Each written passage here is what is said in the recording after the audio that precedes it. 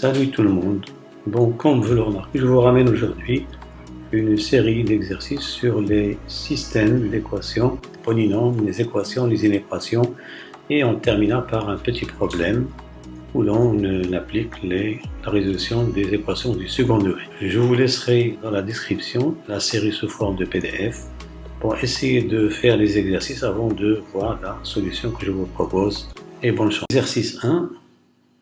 Ce genre de système, bien sûr, on en a déjà parlé, c'est la forme. Je vous rappelle, bien sûr, si x, y vérifie le système x plus y égale s, x, y égale p, alors x et y sont solutions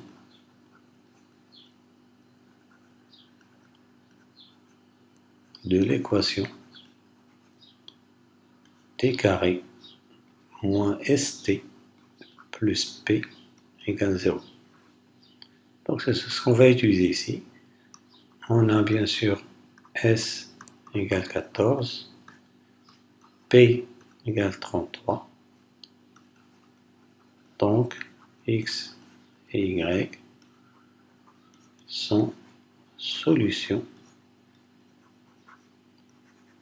de l'équation t carré moins 14t plus 33 égale 0. Et ici, on va parler bien sûr de discriminant, le delta prime. On a delta prime, c'est le discriminant réduit. Je ne sais pas si vos profs vous en ont parlé ou non. Alors, le discriminant réduit, c'est quoi? C'est de la forme b' au carré moins ac. Et les solutions sont x1 égale moins b' moins racine de delta prime sur a, pas sur 2a, et x2, c'est moins b' plus racine de delta prime sur a. Bien sûr, avec b' égale b sur 2. Donc, qu'est-ce qu'on a ici? On a de cette forme, donc ça fait t carré moins 14t plus 33 égale 0. Donc nous avons delta prime, c'est quoi? C'est b' carré moins ac, qui est égal à b', c'est moins 7. La moitié de moins 14, c'est moins 7. Moins a fois c. A, c'est 1 fois 33. Comme ça, on a un discriminant réduit. C'est 49 moins 33, qui est égal à 16. Donc, on a x égale moins b' moins racine de delta prime sur a, et y égale moins b' plus racine de delta prime sur a. Et on remplace chaque chose par sa valeur. Moins b', ça fait moins 7, ça fait 7. Moins racine de 16, ça fait moins 4, sur 1 bien sûr. Et y égale 7 plus 4 sur 1. Finalement, les solutions finales sont 3 et y égale 11. On a bien 3 plus 11 égale 14 et 3 fois 11 égale 33. X égale 3, y égale 11. Mais ce système-là, remarquez bien, il est comment? Ce qu'on appelle des systèmes symétriques. 14. Autrement dit, si c'est équivalent quoi, remarquez bien que je peux permuter y et x. Donc x égale 14 et y fois x égale, ça ne change pas. Donc ça veut dire que si on a un couple AB et solution du système, on va l'appeler S, alors BA est aussi solution de ce système. C'est-à-dire que finalement, S final, c'est 3, 11, ou bien 11, 3. Si on vous demande par exemple trouver x, y tel que ceci, donc on peut se contenter de d'une seule solution. Mais si on vous demande de résoudre dans R carré, dans ce cas, vous avez quoi? Il faut toujours remarquer si le système est symétrique ou non. Exemple, par exemple, si on prend ce système-là, x moins y égale, c'est pas 14, et x, y, 30, par exemple. Donc, normalement, si x et y est solution, alors y n'est pas solution, parce que x moins y n'est pas égal à, ceci n'est pas équivalent à y moins x. On ne peut pas permuter. Donc ça, ce n'est pas un système symétrique. On ne peut pas appliquer ça. Si vous ne trouvez pas une seule solution, AB, c'est la seule qui existe. On ne peut pas permuter. Voilà, donc c'est terminé pour l'exercice. Bon, il y a plusieurs façons de résoudre un système, comme vous l'avez vu l'année précédente. La nouvelle méthode, c'est la méthode du déterminant. On en parlera plus tard. Mais ici, on va utiliser la combinaison linéaire. Pourquoi? Parce que déjà, on remarque que si on fait la somme, le y disparaît. Donc, on va procéder par la combinaison linéaire. Donc, on va réécrire le système S1. C'est équivalent. Je vais faire la somme des deux. C'est 4x égale 8. Et on garde toujours une 3 moins x. C'est équivalent. X égale 8 sur 4, ça fait 2. Et y égale 3 moins 1, ça fait 1. Donc, les solutions, je vais noter l'ensemble. C'est S1, c'est le couple de A. Pour la déduction, ce sont des systèmes dont la solution dépend toujours du premier système principal. Remarquez bien que les coefficients n'ont pas changé ici. Nous avons toujours 3 ici, 1 ici, moins 1 ici et 1. Donc, ce sont les inconnus qui ont changé. On pose grand X égale X carré et grand Y égale Y carré. Et on remplace donc S2, c'est équivalent à quoi? On aura 3 grand X moins grand Y égale 5 et grand X plus grand Y égale 3. Donc ça ressemble exactement au premier système qu'on a résolu. Donc les solutions sont quoi? C'est équivalent, déjà résolu. C'est pas la peine de refaire les calculs une autre fois. Donc x égale 2 et y égale 1. Et on revient bien sûr à nos inconnus, qui sont petit x et petit y. Grand x était x carré, donc x carré égale 2 et y carré égale 1. C'est équivalent bien sûr à quoi? X égale racine de 2 ou x égale moins racine de 2 et y égale 1, racine de 1 c'est 1, ou y égale moins 1.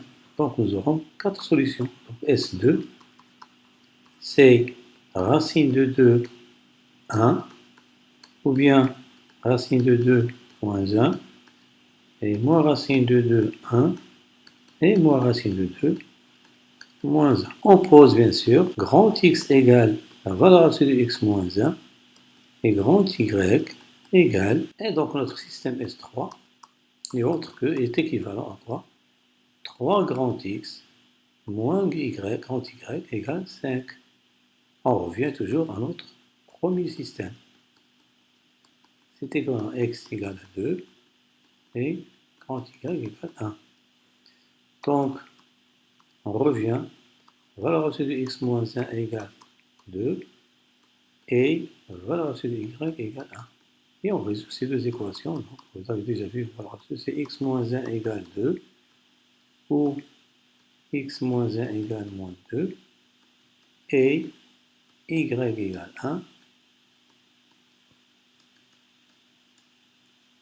y égale 1, ou y égale moins 1. Donc finalement, l'ensemble des solutions, c'est quoi? C'est x moins 1, donc ça fait x égale 3, y égale 1. Ou bien x égale 3, y égale moins 1. Ou bien x égale moins 2, plus 1, ça fait moins 1, ici 1, et finalement, moins 1, je remplace ici bien sûr, x, c'est moins 1, plus, moins 2 plus 1, c'est moins 1, moins 1, moins 1. Pour le quatrième système, on pose bien sûr, toujours.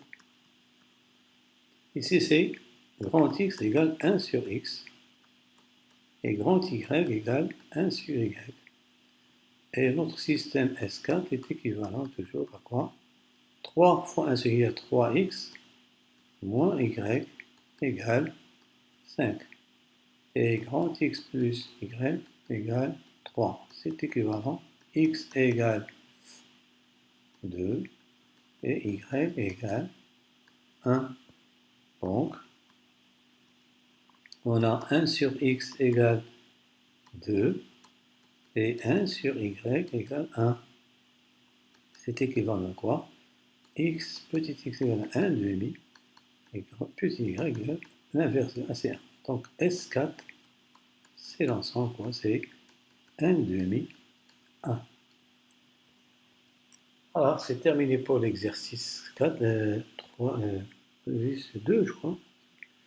On passe à l'exercice suivant. Alors, pour la résolution de ce genre de système, ce sont des systèmes qui contiennent des paramètres. En général, on utilise la méthode du déterminant, bon, que je vais essayer d'expliquer ici, bon, à travers cet exemple, bien sûr. Premièrement, on calcule ce qu'on appelle le déterminant principal du système. Alors, D principal, c'est quoi? C'est comment on l'obtient. C'est on pose les coefficients de x comme ça, verticalement. Donc c'est M1. Et ici, ceux de y, c'est 1, M. Vous calculez le déterminant comme vous l'avez fait pour le calcul déterminant de deux vecteurs. C'est la méthode des ciseaux, c'est M carré moins 1, dx, d indice x. Remarque comment on fait. On prend les termes de droite, c'est m plus 1. On remplace m et 1 ici, les coefficients de x par ces termes de droite. C'est m, 1, m plus 1 et m. Et on laisse 1m. Et on laisse 1m. Et on calcule. Bien sûr, ça c'est quoi? C'est m facteur de m plus 1 moins m. Ça va donner quoi? M carré plus m, c'est m au carré. dy, c'est la même, qu'est-ce qu'on va? On permute. Donc maintenant, on va prendre, on laisse les coefficients de x tels qu'ils sont, et puis on remplace ceux de y par m plus 1. Donc c'est m plus 1 ici, m. Et on calcule. C'est m carré moins m moins 1. D'accord? Donc c'est... Alors maintenant, qu'est-ce qu'on va faire? On va discuter suivant les valeurs de m. Parce que normalement, si d est nul, il faudra voir si dx est nul ou non. Si d est nul et dx est non nul, bien sûr, on aura un ensemble vide. Si d est nul et dx est nul, et dy est nul, on aura une infinité de solutions. Si d est nul et l'un des deux n'est pas nul, on aura l'ensemble vide. Donc, le seul cas où il y a une infinité de solutions, c'est quand tous les déterminants sont nuls. D et dx et dy sont nuls. Dans ce cas, on aura le système qui vaut à une équation à deux inconnus que vous avez déjà résolu, je crois. Alors, dans ce cas, donc on va discuter, on va résumer ça. Premier cas. On commence par delta. Si d, quand est-ce que d est différent de 0? Si seulement si m carré moins 1 est différent de 0. C'est-à-dire m carré différent de 1, c'est équivalent à m en valeur absolue différente de quoi? De 1. C'est-à-dire quoi? Si m est différent de 1 et m différent de moins 1, alors d est différent de 0. Et les solutions, dans ce cas, sont x égale dx sur d et y égale dy sur d. Et on remplace, bien sûr, dx, dy et d par leur valeur. On trouve S égale le couple dx sur dx, on a calculé c'est m carré, donc c'est m carré. On peut diviser par m carré moins 1 parce que m est différent de moins 1 et m différent de 1. Et ici, on remplace, bien sûr, dy, c'était quoi? C'était m carré, pardon, c'était m carré moins m moins 1 sur, toujours m carré moins 1. Dans ce cas, nous avons une solution, c'est ça. Maintenant, si on va raisonner, deuxième cas. Si m vaut 1, alors, deuxième cas. Si m vaut, par exemple, 1, alors, je remplace m dans d, d égale 0. Et dx, c'était m carré, c'est 1. Donc, c'est différent de 0. Ce n'est pas la peine de chercher dy. Donc, S, c'est l'ensemble vide.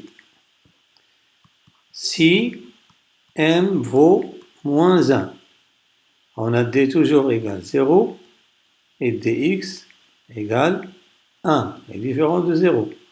Donc, même chose, S, c'est l'ensemble vide. Donc, voilà, c'est ça normalement comment on résout les systèmes qui contiennent des paramètres. Finalement, nous avons une seule solution, c'est m carré sur m carré moins 1 et m carré moins m moins 1 sur m carré moins si m est différent de moins 1 et différent de 1. Pour la solution de l'exercice 4, on nous donne un polynôme de degré 4 et un trinôme, c'est un polynôme de degré 2. Premièrement, il faut résoudre l'équation. On va utiliser, bien sûr, là. On a f de x égale 0, c'est équivalent à quoi? Grand x carré moins 2 grand x moins 3 égale 0. On a delta, le discriminant c'est prime, je vais prendre toujours des primes, c'est moins 1, c'est la moitié de moins 2, c'est moins 1 au carré, moins a fois c, ça fait moins 3, ça fait, voilà, c'est plus pratique, c'est 4. Donc, grand x1 égale moins b prime, moins racine de delta prime sur a, qui est égal à 1, sont des solutions réduites, et moins b' plus racine de delta prime sur a. Donc x1 égale moins b', ça fait moins 1, ça fait 1, moins racine de 4, ça fait moins 2, et x2 égale 1 plus 2. Donc les solutions sont x1 égale 1 et x2 égale 3. Donc on va partir de cette quantité-là et arriver à P de x. Donc c'est ce qu'on va faire ici. Donc il faut calculer ici l'identité remarquable. C'est x puissance 4 moins 2ab, ça fait moins 4 fois x carré fois x, ça fait x puissance 3, plus le carré de ça, c'est 4x carré. Il faut bien calculer ici. Moins 2x au carré plus 4x moins 3 égale, on va réduire le polynôme, bien sûr, x4 moins 4x3, ces deux sont semblables, c'est 2x carré plus 4x moins 3. Cette expression, on a trouvé que c'est égal à p de x. Donc je peux écrire p de x, on peut l'écrire sous la forme x carré moins 2x plus 2 au carré moins 2 facteur de x carré moins 2x. Pour résoudre le p de x égale 0, on a, qu'est-ce qu'on remarque? P de x c'est quoi? C'est x carré moins 2x. Ça nous rappelle quelque chose, c'est f de grand x normalement. Les coefficients n'ont pas changé. Nous avons 1 ici, moins 2 et 3. Donc on pose par exemple grand x égale x carré moins 2x. Donc P de x, ça va être quoi? Ça va être f, bon, sont allés à moins, c'est grand x au carré. Donc c'est équivalent à quoi? Donc P de x égale 0. C'est équivalent f de grand x égale 0. Or, les solutions de f, c'était grand x égale quoi? On les a c'était moins 1, ou grand X égale 3. On va remplacer X. Donc, X égale moins 1, c'est équivalent à quoi? X carré moins 2x égale moins 1. C'est équivalent x carré moins 2x plus 1 égale 0. C'est équivalent. Ça, c'est une identité remarquable. X moins 1 au carré égale 0. C'est équivalent à x moins 1 égale 0. Équivalent à x égale 1. Donc, nous avons une solution. Et ou quand x égale 3, c'est équivalent à quoi? X carré moins 2x égale 3. C'est équivalent à x carré. On a déjà résolu cette équation. C'est équivalent à quoi? X égale moins 1 ou x égale 3. Donc P de x égale 0. C'est équivalent à quoi? X égale 1 ou x égale moins 1 ou x égale 3. L'ensemble des solutions, c'est moins 1, 1 et 3. Alors, pour l'équation P de x inférieure à 0, on a P de x inférieur à 0, c'est équivalent à quoi? F de grand X inférieur ou égal à 0. Donc, il faudra résoudre avec une équation F de x inférieur à 0. Or, nous avons F de x, c'était quoi? C'était x carré moins 2x moins 3. Notre tableau de signes, on avait déjà les solutions. Ça, c'était grand X, c'est moins l'infini plus l'infini moins 1 et 3. Ça, c'est x carré moins 2x moins 3. C'est 0, 0. Entre les racines, on prend le signe contraire que celui dehors. Moins et c'est plus, c'est plus. C'est-à-dire quoi? Que f de x, il est négatif ou nul si seulement si grand X appartient à l'intervalle moins 1, 3. On veut résoudre P de x inférieur à 0. Donc, c'est la même chose. Donc, on pose bien sûr grand X égale x carré moins 2x. Donc, P de x est inférieur ou égal à 0 si et seulement si x carré moins 2x appartient à l'intervalle moins 1, 3. C'est-à-dire quoi? Que x carré moins 2x est compris entre moins 1 et 3. C'est équivalent à quoi? Donc nous avons ici x carré moins 2x supérieur ou égal à moins 1 et x carré moins 2x moins 3 inférieur ou égal à 0. C'est équivalent à quoi? Nous avons x moins 1 au carré est positif ou nul. Nous avons x carré moins 2x moins 3 négatif ou nul. Si et seulement si, la première inégalité est toujours vérifiée parce que c'est le carré. Donc ça, il est négatif si et seulement si x appartient à l'intervalle, bien sûr, moins 1, 3, c'est devant nous. Donc, l'ensemble des solutions, c'est quoi? S', c'est l'intervalle moins 1, 3. Alors, pour l'écriture de la factorisation de P de x sous cette forme, on a déjà vu que f de grand X, c'était quoi? C'était grand X carré moins 2x moins 3. Or, les solutions étaient quoi? x1 était égal à moins 1 et x2 était égal à 3. Donc, on sait comment factoriser un trinôme connaissant les racines. Donc, les solutions, c'est x moins moins 1, ça fait plus 1. Facteur de x moins x2, c'est 3. Donc, avec grand X, en posant bien sûr grand X égale x carré moins x, moins 2x, on a P de x égale quoi? C'est f de grand X qui est égal à x plus 1 facteur de x moins 3.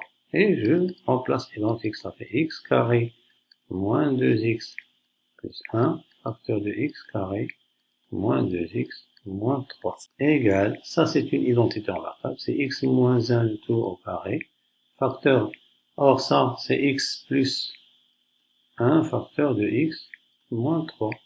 Donc on a bien mis P de x sous cette forme qu'ils ont de x moins c au carré, donc ça fait x plus 1 facteur de x moins 3 facteur de x moins 1 et tout au carré. Du signe de p de racine de 2, bah, il est clair, donc on peut calculer p de racine de 2, c'est quoi? P de racine de 2, il doit être négatif normalement. Pourquoi? Parce que racine de 2, il est compris entre moins 1 et 3. Mais on va le vérifier. Donc ça fait racine de 2 plus 1, facteur de racine de 2 moins 3, facteur de racine de 2 moins 1, le tout au carré. Or, ceci est positif, ceci est négatif. Donc, P de racine de 2, il est négatif. On pouvait bien répondre à ça. On sait que, d'après les questions précédentes, P de x, si seulement si x appartient à l'intervalle moins 1, 3, or, racine de 2, il est là-dedans. Or, racine de 2 appartient bien à moins 1, 3. Donc, directement, P de racine de 2, nous avons deux méthodes de le prouver. Donc, voilà, c'est terminé pour l'exercice 4. On passe à l'exercice 5. On va avoir un aperçu avec GeoGebra. Bon, nous avons un point M qui se déplace sur le segment AC. On nous demande de déterminer la position de M pour que l'on ait S de X égale 25 cm². Donc, essayons de voir sur cette animation quels sont les cas possibles. Est-ce qu'il y a une position ou il y a plusieurs? Donc, on a là, allez doucement un petit peu parce que c'est très sensible. Ah, voilà, donc nous avons la surface totale vaut 25 pour x égale 5. Donc, déjà, nous avons trouvé une valeur. Cherchons si on a d'autres. Ah, donc, il y a une autre valeur. Donc, nous avons deux positions du point M pour lesquelles la somme des surfaces de ces deux polygones vaut 25 cm². Essayons de voir ceci, bien sûr, algébriquement. Voilà, donc ça c'est un aperçu avec GeoGebra. On revient à notre exercice. La première des choses, c'est qu'il faut déterminer la surface qui est la somme de ces deux aires. Donc on va poser S de x, comme sur GeoGebra, c'est S1 de x plus S2 de x. Donc il faut déterminer S1 de x et S2 de x. Bon, on commence par S1 de x. On sait que S1 de x c'est quoi? C'est l'aire d'un triangle, c'est la base fois la hauteur sur 2. Donc c'est Mn fois AM sur 2. Donc il faudra, or on nous donne, on a AM qui vaut x. Donc S1 de x, c'est x sur 2 fois, je remplace ici, fois Mn. Donc il faut chercher maintenant Mn. Mn, on ne l'a pas. Mais on sait que Mn, donc ici, donc, nous avons déjà 8 cm ici, nous avons 10 cm ici. Donc il faut réfléchir à quoi? Au théorème de Thalès. Alors qu'est-ce qu'on a? On a dans le triangle ABC, on a Mn, c'est l'occasion de parler un petit peu de Thalès, ABC. Donc, on a AM sur AC égale Mn sur BC. Donc, on remplace les distances par leur valeur. AM, donc on a x sur AC qui vaut 10 égale Mn que l'on cherche, on n'a pas Mn, sur BC qui vaut 8. Donc, simple équation, donc Mn égale 8 sur 10 fois x. C'est-à-dire, je simplifie par 2, ça fait 4 cinquième x. Et on va reporter cette valeur dans S1 de x. Donc, S1 de x égale à x sur 2 fois 4 cinquièmes de x. Après avoir simplifié, on trouve combien? 2 cinquièmes de x carré. Donc il nous reste maintenant quoi? S2 de x. S2 de x, c'est quoi? C'est l'aire CD PM. CD fois CM. Or, CD c'est combien? C'est 3. CM c'est quoi? Remarquez bien que CM c'est AC moins AM. CD, cette partie-là, c'est AAC moins AM. Donc je vais remplacer ici AC moins AM. Or, AC c'est combien? C'est 10. 10 moins X. Donc ça c'est la surface, la deuxième surface. Donc finalement, nous avons S de X égale quoi? S1 de X plus S2 de X qui vaut, je remplace maintenant, c'est 2 cinquièmes de X carré plus cette quantité-là que je vais développer, ça fait 30 moins 3x. D'où, donc S de X, c'est là l'expression qu'on nous demande, 2 cinquièmes de X carré moins 3x plus 30. La position, bien, les positions du point M, on sait d'après GeoGebra qu'il y en a deux, mais il faudra les retrouver ici algébriquement. Donc, on a S de X égale 25, c'est équivalent 2 cinquièmes de X carré moins 3x plus 30 égale 25. Et on réduit, donc ça fait 2 cinquièmes X carré moins 3x plus 30 moins 25, ça fait 5 égale 0. Et on multiplie tout par 5 pour se débarrasser de ce dénominateur, ça fait 2x carré moins 15x plus 25 égale 0. Et on a, maintenant, delta, c'est quoi? C'est b carré moins 4ac qui vaut moins 15 au carré moins 4 fois 2 fois 25. Ça fait 225 moins 4 fois 25, ça fait 100, ça fait 200. Et ça donne 25, c'est bien. Donc, delta, c'est un carré parfait. Donc, x1 égale moins b moins racine de delta sur 2a. Et x2, c'est moins b plus racine de delta sur 2a. Donc, x1 égale, je remplace, ça fait 15 moins 5 sur 2 fois 2, ça fait 4. Et x2 égale 15 plus 5 sur 4.